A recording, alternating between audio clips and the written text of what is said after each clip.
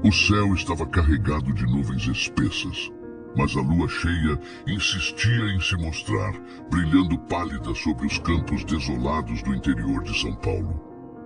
A pequena cidade de Santo Ambrósio dormia em silêncio, interrompido apenas pelo som ocasional de um cachorro latindo ao longe ou pelo farfalhar das folhas secas sopradas pelo vento. Era uma daquelas noites em que o ar parecia mais pesado, como se algo invisível estivesse pressionando tudo ao redor. Ana, uma jovem agricultora de 23 anos, fechava as janelas de sua casa simples de madeira. Os rumores sobre uma criatura misteriosa haviam se espalhado pela região, e embora ela fosse cética, havia algo na escuridão daquela noite que a deixava inquieta. Besteira, murmurou para si mesma, tentando afastar o medo enquanto colocava o ferrolho na porta dos fundos. Foi então que ela ouviu o primeiro uivo. O som cortou o silêncio como uma lâmina, ecoando pelas colinas e reverberando na mata densa que circundava sua propriedade. Era um som trêmulo, quase humano, mas com uma profundidade animalesca que fez sua espinha gelar. Ana parou no meio da cozinha, o coração disparado, tentando convencer-se de que era apenas um lobo ou talvez um cachorro perdido. Mas o uivo veio novamente, mais alto desta vez, e acompanhado de algo que parecia um rosnado. Lá fora, os cachorros da vizinhança começaram a latir em conjunto, um som desesperado e histérico que só aumentava a sensação de perigo. Ana olhou para a vela acesa sobre a mesa. A chama tremulava como se tivesse vida própria, lançando sombras dançantes pelas paredes. De repente, um som seco veio do lado de fora da casa, algo como o estalo de galhos quebrando. Ana caminhou devagar até a janela, os pés descalços mal tocando o chão, e puxou a cortina com cuidado. Tudo estava escuro, mas ela podia jurar que algo se movia entre as árvores. Pequenos flashes de luz da lua atravessavam o dossel das folhas, criando silhuetas que pareciam vivas. O estalo veio de novo, mais próximo agora. Ana recuou instintivamente, as mãos tremendo. Foi quando ouviu o som mais perturbador de todos. Uma respiração pesada, quase ofegante, bem do lado de fora da parede onde ela estava encostada. Era impossível, mas parecia que algo estava muito perto, tão perto que ela podia quase sentir o calor daquela respiração. Seus olhos se arregalaram e sua mente começou a formular um único pensamento: corra! Mas antes que pudesse se mover, algo atingiu a porta da frente com um impacto que fez toda a casa estremecer. Ana soltou um grito involuntário e correu para o quarto, trancando-se lá dentro. Pegou o telefone antigo sobre o criado mudo e tentou discar o número da polícia, mas não havia sinal. A luz da vela no quarto parecia cada vez mais fraca, quase como se a escuridão estivesse se fechando ao seu redor. Do lado de fora, o silêncio voltou. Não havia mais respiração, nem uivos, nem o som de passos. Ana esperou, o coração martelando no peito, os ouvidos atentos a qualquer movimento. O silêncio parecia interminável, quase ensurdecedor, até que ela ouviu novamente o uivo, mas desta vez ele parecia mais distante, quase como se a criatura estivesse indo embora. Com o nascer do sol, Ana finalmente saiu do quarto ainda tremendo. Do lado de fora, encontrou pegadas profundas e estranhas ao redor da casa, impressas na terra úmida.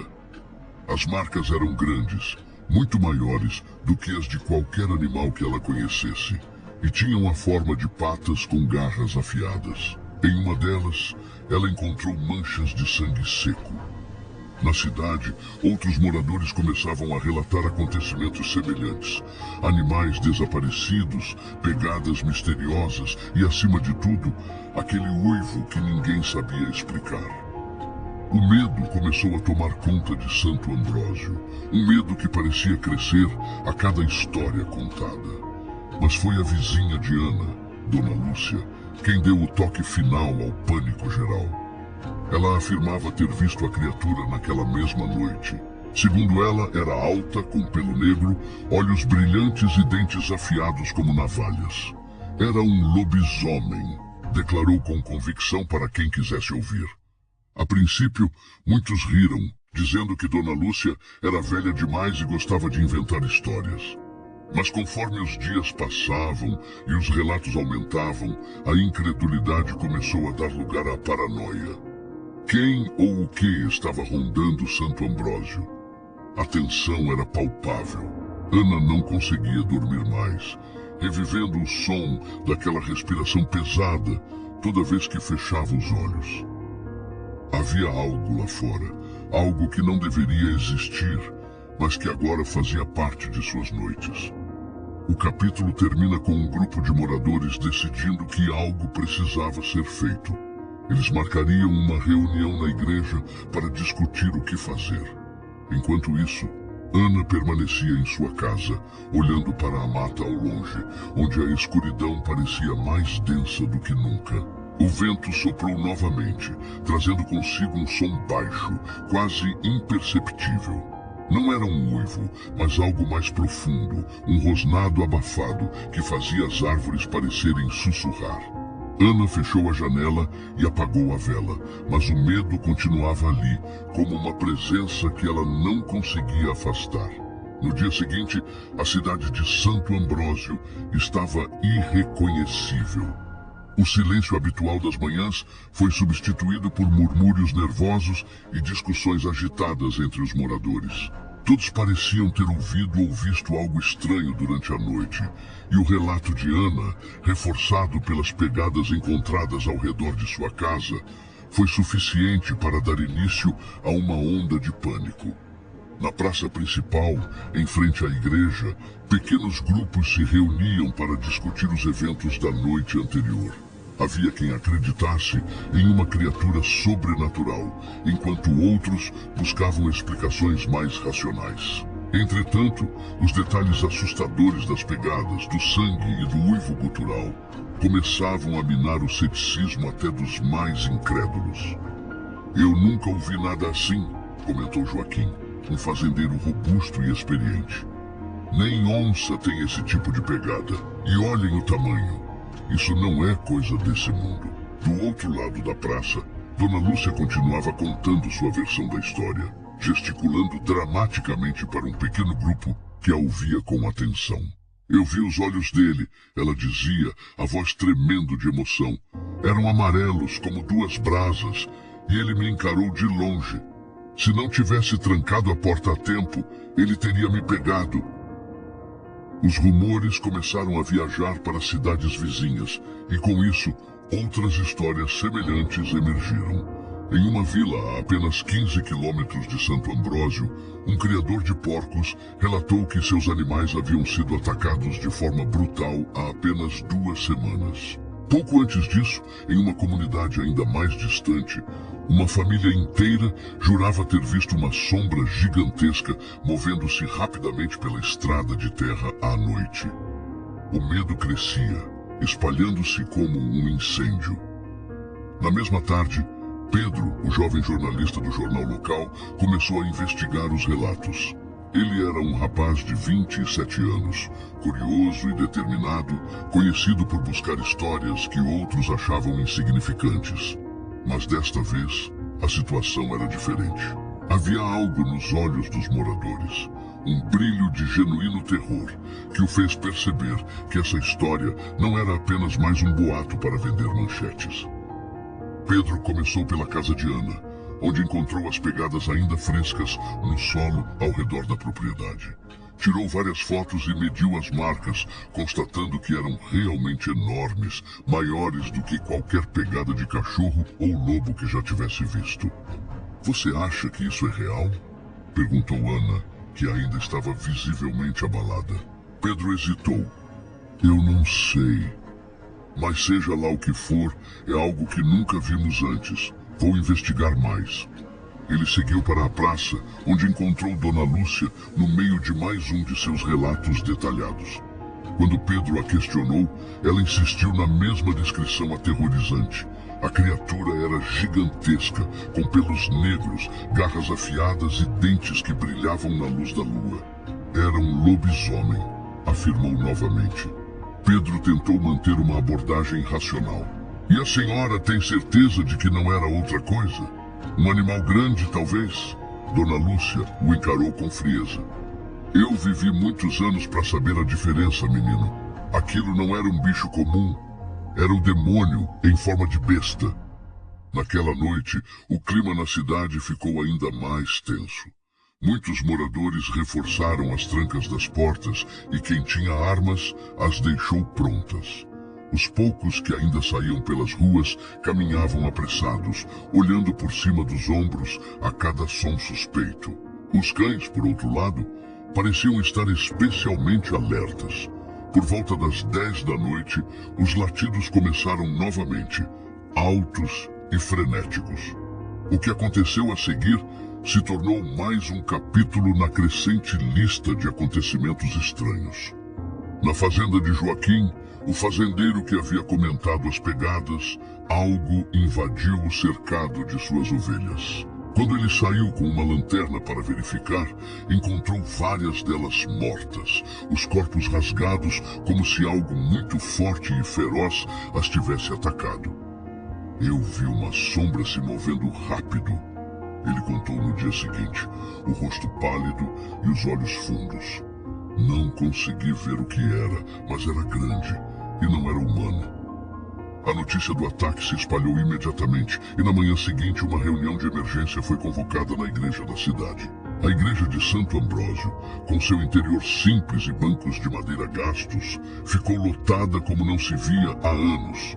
Homens, mulheres e até crianças se apertavam no espaço pequeno, todos com a mesma expressão de ansiedade e medo. Precisamos fazer alguma coisa, começou o padre Antônio, que normalmente evitava se envolver em assuntos da comunidade, mas agora parecia tão preocupado quanto os outros. Se isso for uma fera selvagem, precisamos detê-la antes que alguém se machuque. E alguns homens mais velhos sugeriram organizar patrulhas para vigiar os arredores durante as noites.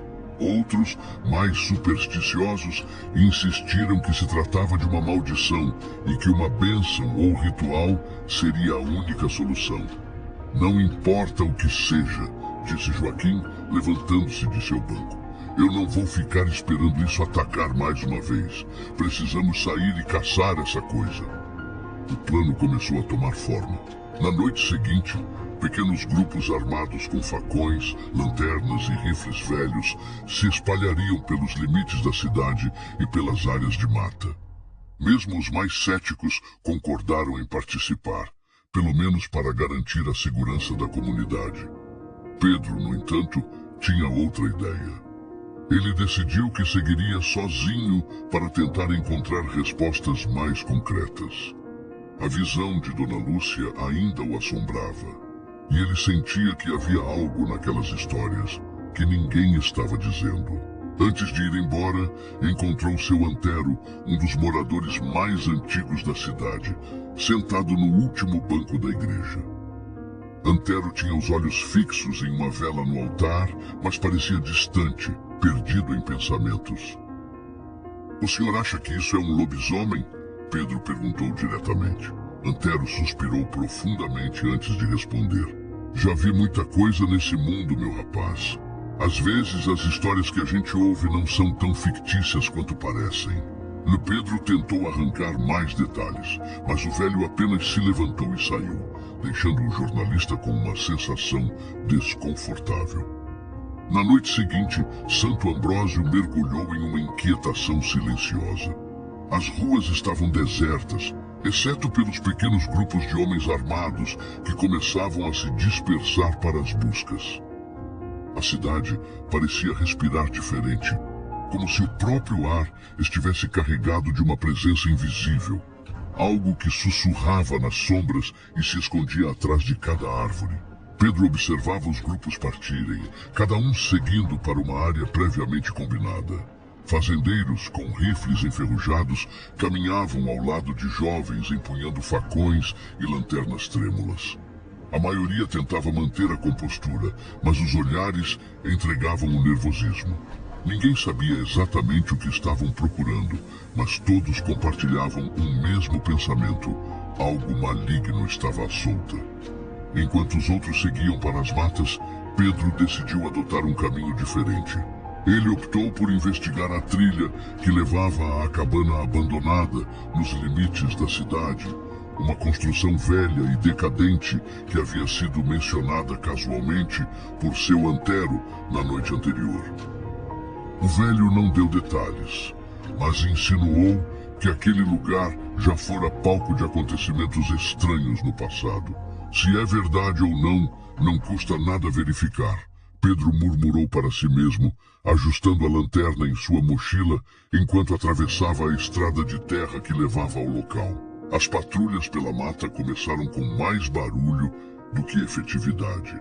Joaquim liderava um dos grupos maiores, avançando pela trilha principal com uma lanterna potente em uma mão e um rifle na outra. Atrás dele, outros homens tentavam não tropeçar nas raízes expostas enquanto varriam os arredores com lanternas mais fracas. É só um animal, Joaquim disse, tentando tranquilizar seus companheiros. Seja lá o que for, deve estar com medo de nós. Mas as palavras de Joaquim soaram vazias quando, de repente, todos os cães na cidade começaram a latir em uníssono. Era um som que vinha de várias direções, ecoando pela noite como um alarme coletivo. O grupo parou imediatamente, os olhares se cruzando em silêncio. Os latidos foram seguidos por um som que fez o coração de todos acelerar. Um uivo longo e profundo, tão gutural que parecia sair das entranhas da própria terra. "Vocês ouviram isso?" perguntou um dos homens, a voz tremendo. "Ouvi e não gostei", respondeu Joaquim, engolindo em seco. Eles decidiram continuar, mas agora com passos mais lentos e cautelosos. A mata parecia viva, cada som amplificado pelo silêncio ao redor. Em um ponto, alguém apontou para o chão, onde encontraram pegadas enormes impressas na terra macia. "São frescas", sussurrou Joaquim, abaixando-se para examiná-las mais de perto. As marcas eram idênticas às que haviam sido vistas na casa de Ana, grandes, profundas e com garras longas. O medo crescia entre eles, mas nenhum homem ousava ser o primeiro a sugerir que voltassem. Enquanto isso, Pedro chegava à cabana. A estrutura estava ainda mais decadente do que ele imaginava, com tábuas podres e janelas quebradas que pareciam olhos vazios encarando a escuridão. A madeira rangia sob seus pés enquanto ele subia os degraus do alpendre. Ele respirou fundo e empurrou a porta com cuidado. O cheiro de mofo era intenso, misturado a algo metálico que ele não conseguia identificar de imediato. Ligou a lanterna e começou a explorar o interior. Havia móveis velhos cobertos de poeira, mas o que mais chamou sua atenção foi uma série de marcas no chão, como arranhões profundos que pareciam ter sido feitos por algo muito forte. Ao lado de uma lareira apagada, Pedro encontrou algo ainda mais estranho. Restos de pelos negros e grossos presos em uma lasca de madeira. Pegando os pelos com cuidado, ele notou que eram muito diferentes de qualquer coisa que já havia visto antes. Não pareciam de cachorro, nem de qualquer outro animal que pudesse identificar. Ele os guardou no bolso e continuou explorando. Mas a sensação de estar sendo observado começou a incomodá-lo. No canto da sala, algo chamou sua atenção. Uma pequena pilha de ossos. Estavam limpos, como se tivessem sido roídos até não sobrar nada. Pedro engoliu em seco. Sentia um frio na espinha, mas não podia negar que estava perto de algo importante.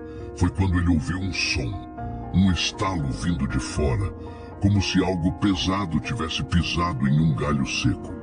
Pedro apagou a lanterna e ficou imóvel, os sentidos alertas. Mais estalos vieram, acompanhados de uma respiração pesada. Ao mesmo tempo, nas matas, o grupo de Joaquim tinha parado novamente. Desta vez, o som vinha de todos os lados. Folhas sendo movidas, galhos quebrando e o que parecia ser algo grande correndo em círculos ao redor deles. "Está nos cercando", disse um dos homens, o rosto pálido de terror. Joaquim ergueu o rifle, apontando para a escuridão, mas não havia nada visível. Tudo o que podiam ouvir era o som da coisa se movendo, cada vez mais rápido.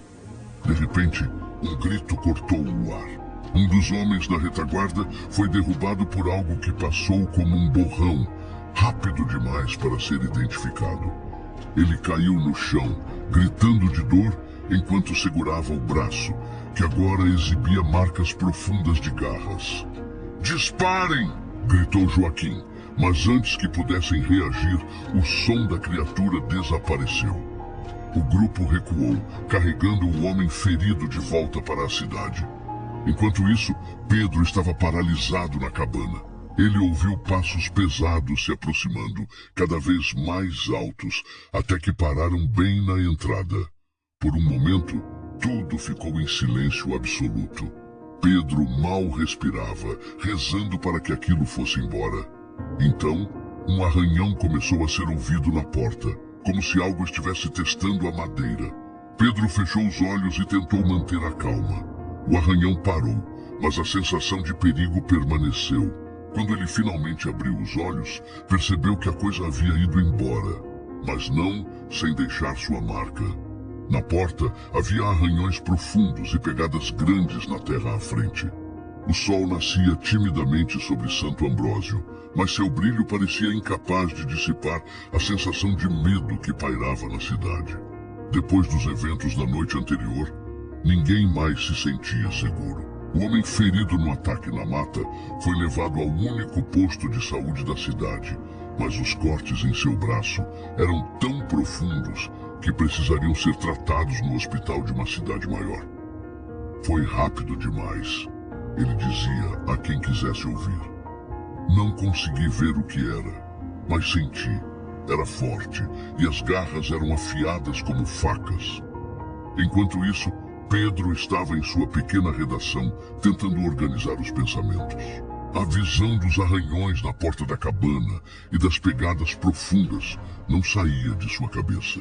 Ele já não sabia o que era mais assustador: a ideia de que estava lidando com algo sobrenatural ou de que fosse um predador real, com força e inteligência suficientes para despistar grupos inteiros de pessoas armadas. Mas antes que pudesse chegar a alguma conclusão, uma ligação inesperada mudou o curso de seus planos. "Pedro, é a Dona Rosa", disse uma voz do outro lado da linha. "Ela quer falar com você. Diz que viu a criatura." Dona Rosa era uma viúva de 68 anos, conhecida na cidade por seu jeito tranquilo e por raramente sair de casa. O fato de ela ter decidido contar sua história era, por si só, um evento raro. Pedro apressou-se em ir até sua residência, onde foi recebido pela mulher, visivelmente perturbada. Ela o levou até a pequena sala de estar, onde se sentou em uma poltrona gasta e começou a falar, sem rodeios. "Eu vi a criatura com meus próprios olhos", disse ela, os dedos tremendo enquanto segurava um terço. Pedro puxou o gravador do bolso e o colocou sobre a mesa. "Pode me contar tudo, Dona Rosa? Desde o começo?"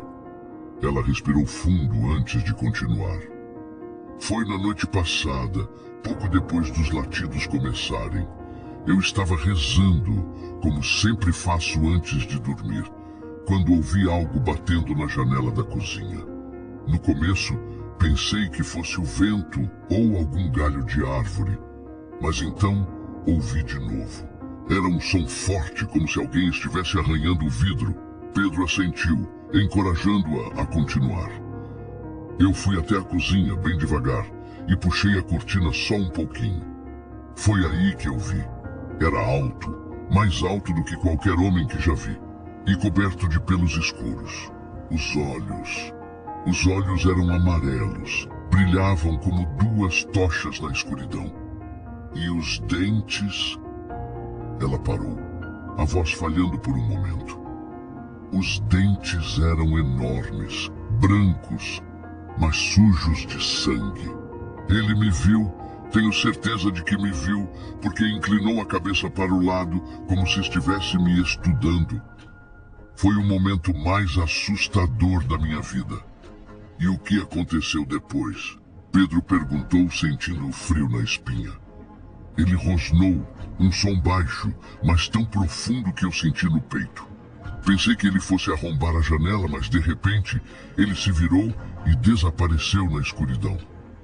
Pedro permaneceu em silêncio por alguns instantes, processando o que acabara de ouvir.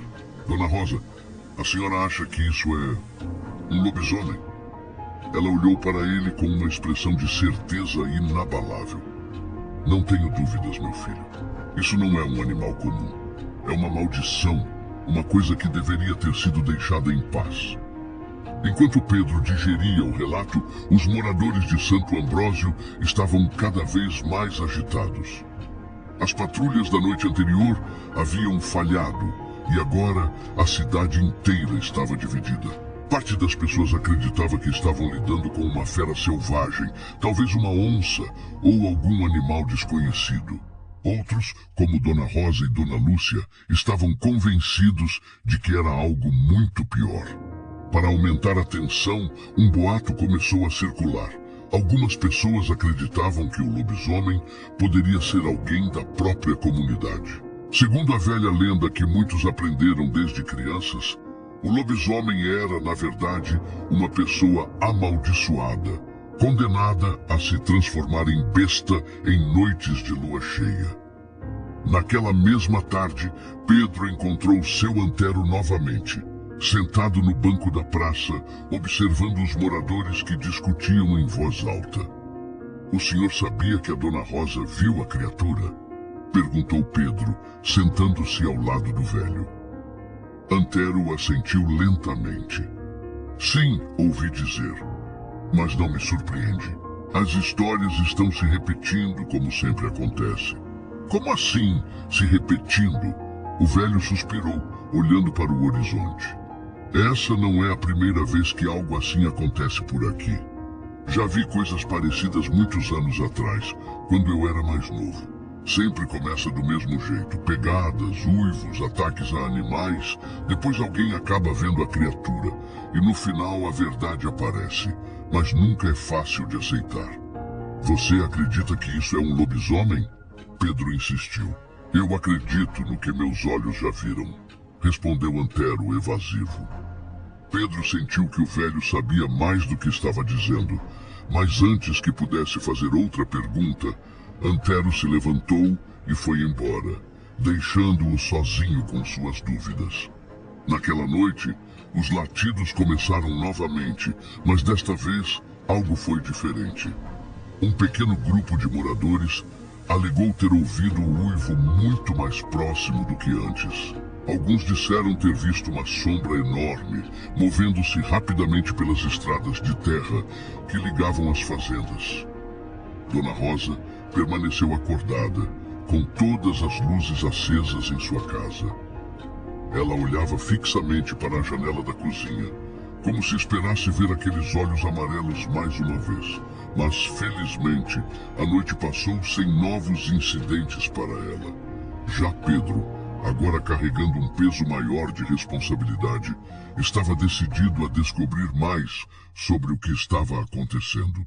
Ele tinha uma lista crescente de perguntas e cada vez mais sentia que seu Antero era a chave para entender o mistério. A lua cheia brilhava como um olho sinistro no céu, iluminando as estradas de terra e as copas das árvores com um brilho pálido. Santo Ambrósio parecia estar presa em um estado de tensão absoluta. A cidade inteira sabia que aquela seria uma noite decisiva. As patrulhas foram reforçadas e ninguém ousava dormir. Pedro, determinado a encontrar respostas, estava na praça central, onde grupos de moradores armados se reuniam pela terceira noite consecutiva. As histórias de Dona Rosa e os estranhos indícios encontrados por ele na cabana não saíam de sua cabeça. Desta vez, ele havia decidido que seguiria um dos grupos, mesmo sem uma arma, para tentar presenciar algo com seus próprios olhos. Você é corajoso ou imprudente? Disse Joaquim, carregando seu rifle enquanto ajeitava o chapéu na cabeça. Um pouco dos dois, Pedro respondeu, tentando esconder o nervosismo. O grupo seguiu em silêncio pela estrada principal, até entrar na trilha que levava a uma das áreas mais densas da mata. A tensão era palpável. A cada som, um galho estalando, folhas se mexendo, todos congelavam com os dedos prontos no gatilho. Do outro lado da cidade, seu antero caminhava sozinho, afastando-se das patrulhas. Ele carregava um olhar preocupado, como se soubesse que algo inevitável estava prestes a acontecer. Quando passou pela velha igreja, parou por um instante, olhou para a lua e fez o sinal da cruz antes de desaparecer na escuridão. Pouco antes da meia-noite, o primeiro uivo da noite ecoou pela mata. Era mais alto, mais profundo e mais próximo do que qualquer outro uivo que os moradores já haviam ouvido. O grupo de Joaquim parou imediatamente, os olhos se arregalando no escuro. O som parecia vir de todos os lados ao mesmo tempo. Um chamado aterrorizante que fazia até mesmo os homens mais valentes sentirem o coração acelerar. Pedro olhou ao redor, tentando identificar de onde vinha o som. Mas a escuridão densa e a sombra das árvores tornavam impossível. Foi então que ele percebeu algo estranho. O silêncio. Os grilos haviam parado. Os pássaros noturnos já não cantavam. Era como se a própria mata estivesse prendendo a respiração. Está perto, sussurrou Joaquim, erguendo o rifle. Os outros fizeram o mesmo, formando um círculo apressado. Pedro ficou no centro, segurando a lanterna com mãos trêmulas. E então, aconteceu. Do meio da escuridão, um vulto surgiu com uma velocidade impressionante. Era grande, quase do tamanho de um cavalo, mas movia-se com agilidade assustadora. As luzes das lanternas captaram flashes de pelos negros e olhos que brilhavam como fogo. Antes que alguém pudesse reagir, a criatura passou por um dos homens, jogando-o no chão com um impacto brutal. "Disparem!" gritou Joaquim. Mas os tiros que se seguiram não acertaram nada. A criatura já havia desaparecido entre as árvores. Pedro correu até o homem caído, que gemia de dor. Seu braço estava dilacerado, com marcas profundas de garras que sangravam abundantemente. "Levem-no de volta", ordenou Joaquim, enquanto outros dois ajudavam o homem ferido a se levantar. "Nós ficamos e seguimos esse monstro." Pedro hesitou, mas decidiu continuar com o grupo. Algo dentro dele dizia que não podia recuar agora, não tão perto de finalmente ver a verdade. A perseguição continuou por mais de uma hora. O grupo seguia as pegadas deixadas pela criatura, marcas fundas na terra que pareciam impossíveis de pertencer a qualquer animal conhecido. De tempos em tempos, eles ouviam um rosnado baixo ou um galho quebrando ao longe, mas a criatura parecia estar sempre um passo à frente. Então, finalmente, chegaram a uma clareira. A lua iluminava o espaço aberto como um palco sinistro, e no centro dela estava a criatura. Pedro sentiu o ar escapar de seus pulmões. Não havia mais dúvidas. Era o que Dona Rosa havia descrito. Uma besta gigantesca, com pelos negros e olhos que queimavam com uma intensidade quase sobrenatural. Suas garras brilhavam sob a luz da lua, ainda manchadas de sangue fresco. Joaquim levantou o rifle e apontou diretamente para a criatura, mas antes que pudesse disparar, ela avançou novamente. Desta vez, o movimento foi ainda mais rápido e o rifle voou de suas mãos com um golpe. "Corram!"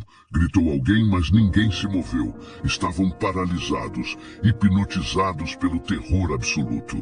Pedro, em um ato de puro instinto, pegou uma tocha improvisada que carregava na mochila e a acendeu com um fósforo. Ele a ergueu no ar, balançando em direção à criatura. Para sua surpresa, a luz pareceu incomodá-la. A criatura recuou, rosnando com ainda mais força antes de desaparecer novamente na mata. "Ela tem medo do fogo", Pedro sussurrou, ainda tremendo. O grupo voltou à cidade ao amanhecer, exausto e abalado.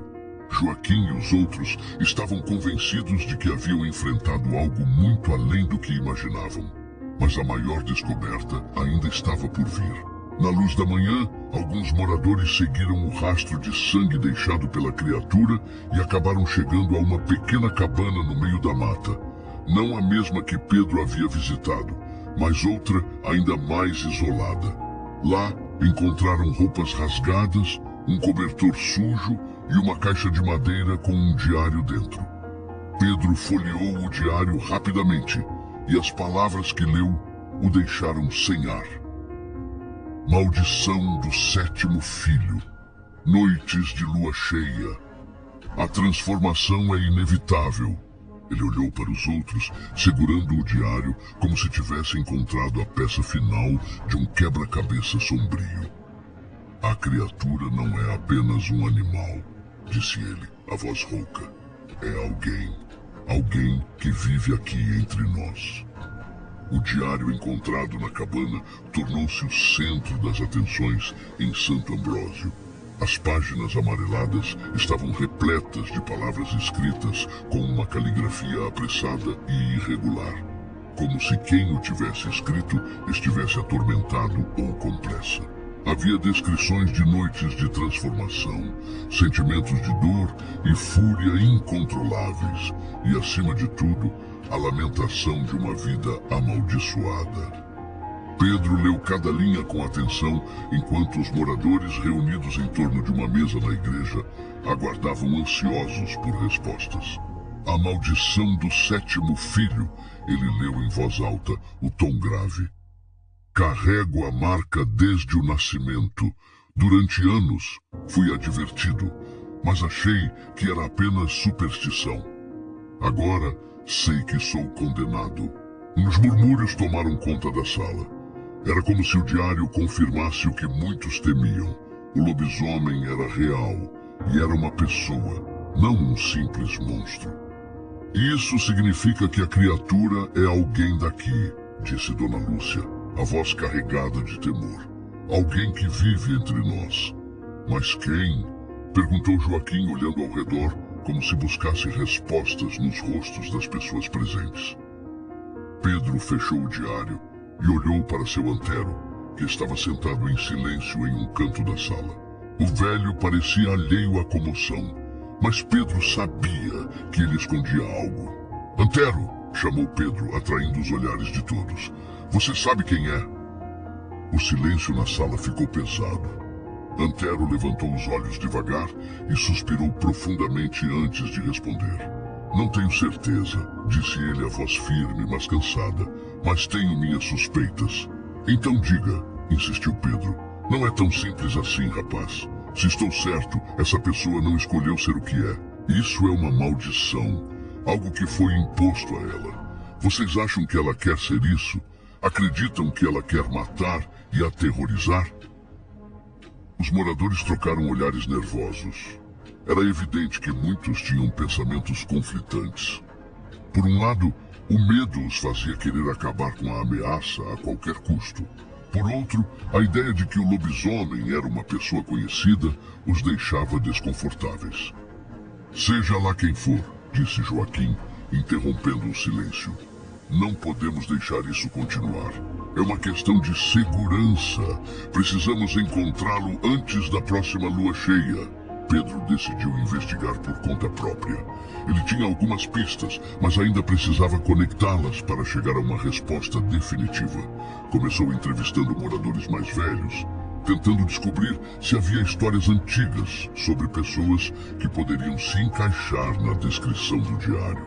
Uma delas chamou sua atenção. Uma família que vivia isolada nos arredores da cidade, cujos membros haviam desaparecido misteriosamente anos atrás. O único sobrevivente era um homem chamado Eduardo, que agora vivia recluso em uma casa afastada. Ele é estranho, disse um dos moradores, quando Pedro perguntou sobre Eduardo. Quase nunca vem à cidade, só quando precisa de alguma coisa urgente.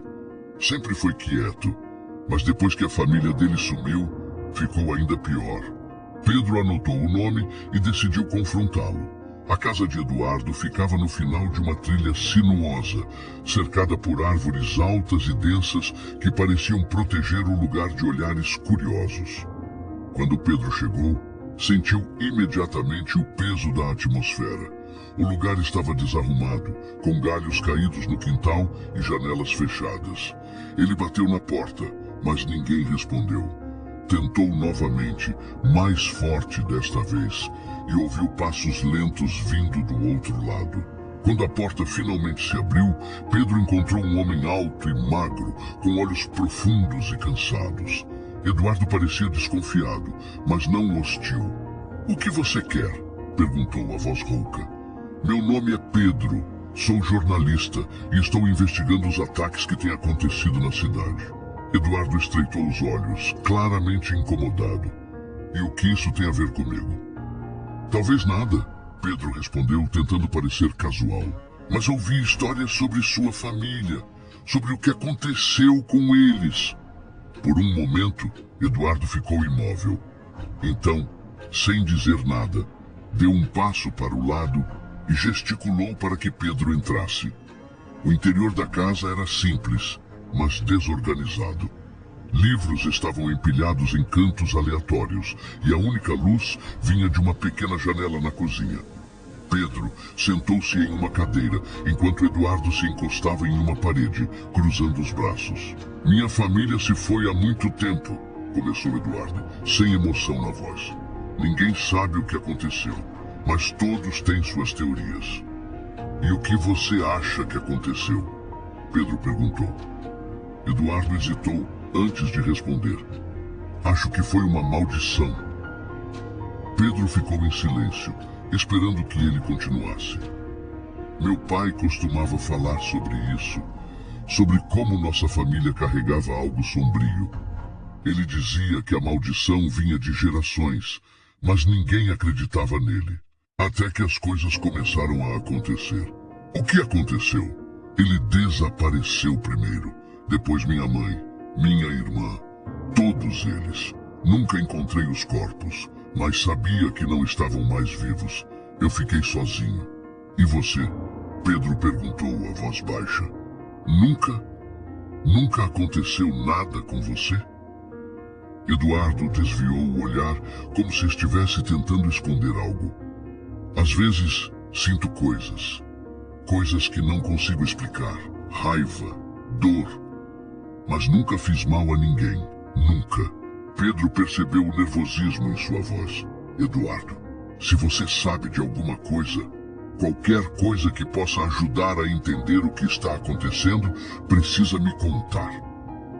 Eduardo ficou em silêncio por um longo momento antes de finalmente falar.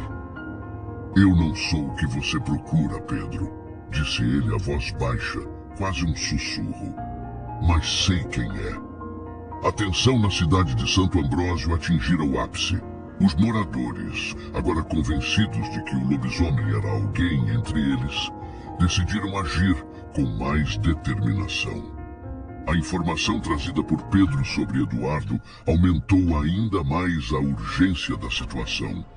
Embora ele não tivesse revelado publicamente o nome mencionado por Eduardo, sabia que precisava planejar o próximo passo com cuidado. Naquela noite, uma nova reunião foi convocada na igreja. Joaquim, sempre à frente dos esforços para caçar a criatura, insistiu que todos deveriam se preparar para o pior. "Essa coisa está brincando conosco," disse ele, encarando o grupo de homens reunidos. "Nos observa, nos estuda, mas nós não vamos permitir que continue. Esta noite vamos capturá-la." Pedro, em silêncio no fundo da sala, pensava nas palavras de Eduardo. Ele hesitava em compartilhar o nome que lhe fora dado, temendo a reação dos moradores. Se fosse um engano, as consequências poderiam ser catastróficas para alguém inocente. Enquanto os grupos se armavam e se espalhavam pelos arredores da cidade, Pedro decidiu seguir uma rota diferente. Desta vez, ele levaria consigo o diário encontrado na cabana, buscando encontrar mais evidências para confrontar o verdadeiro culpado. Algo em sua intuição dizia que a resposta estava mais perto do que ele imaginava. Os moradores, por outro lado, haviam mudado de estratégia. Armadilhas maiores e mais resistentes foram montadas nas trilhas principais da mata, usando correntes reforçadas e iscas de carne fresca. O plano era simples: atrair a criatura e contê-la até o amanhecer. Joaquim liderava um dos maiores grupos, com lanternas e rifles prontos. Todos caminhavam em silêncio, ouvindo atentamente cada som ao redor. O vento soprava forte, balançando os galhos das árvores, e a lua cheia iluminava a trilha como um farol sinistro. Foi então que ouviram o primeiro som: passos pesados nas folhas secas, vindos da direção oposta. "Está vindo!" Joaquim sussurrou, levantando o rifle. Pedro, enquanto isso, estava em uma área mais afastada da mata, revisando as anotações do diário sob a luz de sua lanterna. As descrições se tornavam mais detalhadas à medida que as páginas avançavam, com o autor escrevendo sobre a dor física das transformações e a luta constante para conter seus impulsos. De repente, ele ouviu um estalo atrás de si. Pedro se virou rapidamente, iluminando a área com a lanterna, mas não viu nada além de árvores e arbustos balançando com o vento. Tentando manter a calma, guardou o diário e continuou caminhando, mas a sensação de estar sendo observado não o abandonava. Os passos começaram a segui-lo, agora mais próximos. Ele parou, o coração disparado, e girou novamente a lanterna. Desta vez viu algo: olhos brilhantes na escuridão, refletindo a luz como dois faróis dourados. Pedro recuou, o medo pulsando em suas veias, mas antes que pudesse correr, a criatura avançou. Era rápida, quase impossível de acompanhar. Ele caiu no chão, a lanterna escapando de sua mão e rolando alguns metros à frente. A criatura o encarou por um breve momento antes de rosnar e desaparecer na escuridão, como se algo a tivesse interrompido. Pedro ficou imóvel, o corpo tremendo, sem saber como havia escapado ileso. Enquanto isso, Joaquim e seu grupo também estavam enfrentando a criatura. Eles a cercaram em uma área estreita da mata, onde as armadilhas haviam sido colocadas estrategicamente. O lobisomem apareceu de repente, seus olhos brilhando com fúria e os dentes à mostra. Os homens dispararam, mas a criatura era ágil, desviando dos tiros enquanto avançava. Com um salto, ela atacou um dos homens, jogando-o contra uma árvore com uma força brutal. Os outros recuaram, gritando para que mais reforços se aproximassem. Foi então que a criatura caiu em uma das armadilhas. As correntes se prenderam em suas pernas e braços, impedindo seus movimentos. Ela lutava ferozmente, rosnando e puxando as correntes com uma força impressionante. Mas os moradores aproveitaram a oportunidade para amarrá-la ainda mais, utilizando redes pesadas e nós reforçados. Joaquim se aproximou lentamente, a respiração pesada e o rifle ainda apontado. "Conseguimos", ele disse quase sem acreditar. A criatura continuava se debatendo, mas agora os homens estavam certos de que ela não escaparia. A lua iluminava seu corpo completamente. Era enorme, coberta de pelos negros, e seus olhos brilhavam com um ódio selvagem. Pedro chegou ao local pouco depois, ainda ofegante de sua própria experiência. Quando viu a criatura capturada, sentiu um misto de alívio e horror. Era real. Tudo o que havia ouvido e lido estava diante de seus olhos. Mas a pergunta mais inquietante ainda pairava no ar. Quem era aquela criatura? Os homens permaneceram ali até o amanhecer, vigiando a criatura enquanto ela se debatia cada vez menos. Quando o sol finalmente começou a surgir no horizonte, algo extraordinário aconteceu. Sob a luz do sol, o corpo do lobisomem começou a mudar. Os pelos desapareceram, os músculos se retraíram e a forma grotesca deu lugar à de um homem comum, nu e coberto de marcas e ferimentos. O choque foi imediato. Todos recuaram, encarando o homem que agora estava inconsciente diante deles. "Eu sabia", murmurou Pedro, o coração pesado. O homem era de fato Eduardo. Os moradores ficaram divididos entre a raiva e a compaixão. Alguns gritavam por justiça, enquanto outros, especialmente os mais religiosos, viam a transformação como uma prova de que Eduardo era uma vítima de algo sobrenatural, não um monstro por escolha. Pedro tentou acalmar os ânimos, argumentando que Eduardo precisava ser levado às autoridades para que uma decisão justa fosse tomada. Isso não é algo que possamos resolver com violência, disse ele, encarando Joaquim e os outros líderes do grupo. Relutantemente, os moradores concordaram. Eduardo foi amarrado e levado para a delegacia, onde permaneceu inconsciente por várias horas. A manhã seguinte amanheceu pesada em Santo Ambrósio. Apesar da captura de Eduardo e sua transformação diante dos olhos dos moradores, o clima na cidade estava longe de ser de alívio. Era como se algo invisível ainda pairasse sobre todos, um peso que não se dissipava. Pedro, que não havia dormido desde a captura, estava na delegacia local.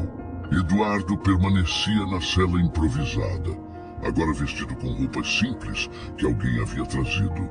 Estava sentado no canto da cela, com os olhos baixos e uma expressão vazia, como se carregasse o peso de uma existência que ele nunca pediu. Pedro finalmente reuniu coragem para falar com ele. Eduardo, começou, a voz baixa e cuidadosa. Você pode me dizer o que aconteceu? O homem levantou os olhos lentamente, seus movimentos parecendo quase mecânicos. Você já leu o diário? Disse ele, a voz rouca. Então já sabe. Eu quero ouvir de você, insistiu Pedro. Eduardo suspirou, passando as mãos pelos cabelos desgrenhados. Eu não sei quando começou exatamente. Durante anos, foi só uma sensação. Algo que crescia dentro de mim. Noites de insônia, sonhos estranhos, uma raiva que eu não conseguia explicar. Quando aconteceu pela primeira vez, eu nem sabia o que era real.